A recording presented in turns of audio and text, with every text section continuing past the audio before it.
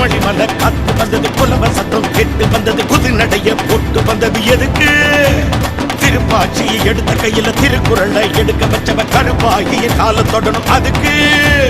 தேவர் குலமானு அவ சுருளி மலை தேனு, வைகை ஆத்து மீன் அவ தெய்வ காட்சிதான்.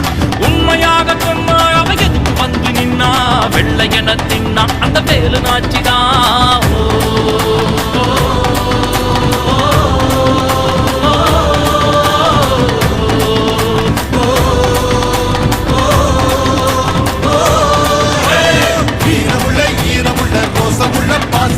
கருப்பாயி அண்ணாவோட வம்சம், எங்க வம்சம் எக்குலமும் ஏத்து நிற்கும், முக்குலத்தை காத்து நிற்கும் கருப்பாயி அண்ணாவோட வம்சம்.